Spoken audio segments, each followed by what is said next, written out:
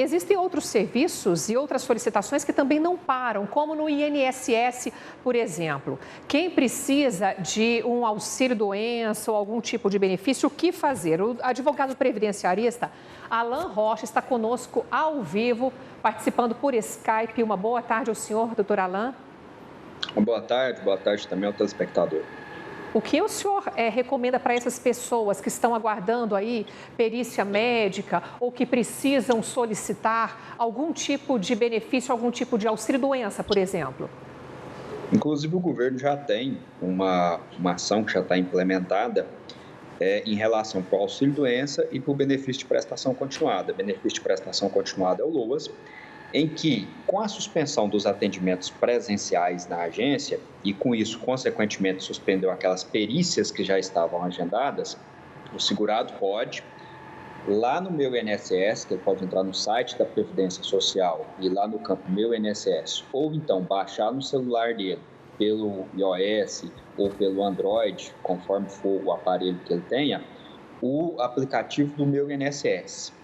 E no campo agendamento de perícia, ele vai anexar o relatório médico, o atestado médico em que fala que ele não pode trabalhar.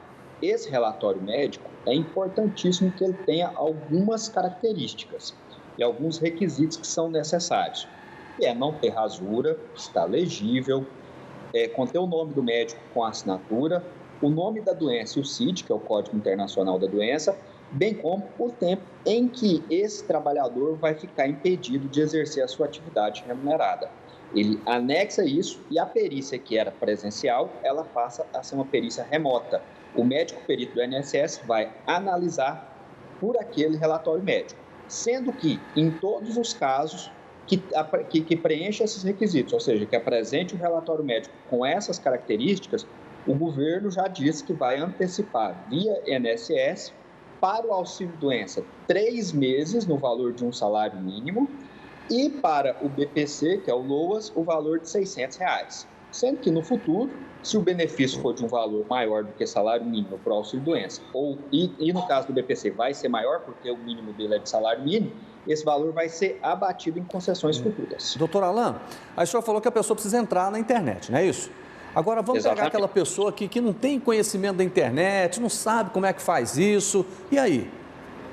Lamentável, Jordevar, porque não tem um outro campo de atuação. Infelizmente, com a pandemia, a Previdência Social suspendeu todos os atendimentos presenciais dela até dia 30 de abril. Certamente isso deve se estender por um bom período, até maio, até uma boa parte de maio, ou até o mês todo de maio.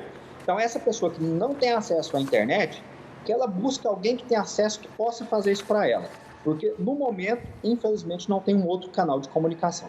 E o senhor acredita também que essa procura, essa demanda vai aumentar e muito agora nesse período? Certamente, viu, Luciano? Eu acredito muito que isso vai aumentar, até porque essa ausência de atendimento presencial, ele tem um problema que é sobrecarregar o sistema. E muitas vezes nós estamos, inclusive, tentando fazer alguns pedidos junto à Previdência Social e o sistema está inoperante em uma boa parte do dia. Então, isso dificulta o acesso. Além de dificultar o acesso, nós temos uma boa parte da população que pode adoecer. E essa doença, mesmo que seja pelo Covid-19, ela gera sim direito, pelo período que ele ficar incapacitado, de receber um benefício da Previdência Social. Doutor Alan, por exemplo, a pessoa que está trabalhando hoje, aí ela teve um acidente de trabalho ou está com uma doença, não pode mais trabalhar, está de atestado. Aí, por exemplo, ela vai precisar receber do INSS. Como é que ela faz?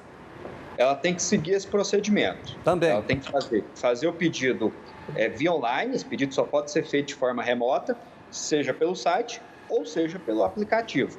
Anexando, sempre lembrando que a hora que fizer o pedido de agendamento de perícia, já tem um campo lá, anexar relatório médico, já vai lá e anexa esse relatório médico com todas essas características. Não pode ser qualquer relatório médico, ele tem que estar legível, não pode ter rasura, nome do médico, assinatura do médico, nome da doença, com o CID e o tempo em que ele vai necessitar de ficar de repouso. Ok, Alan Rocha, advogado previdenciarista, boa tarde, obrigada. Uma boa tarde também ao telespectador.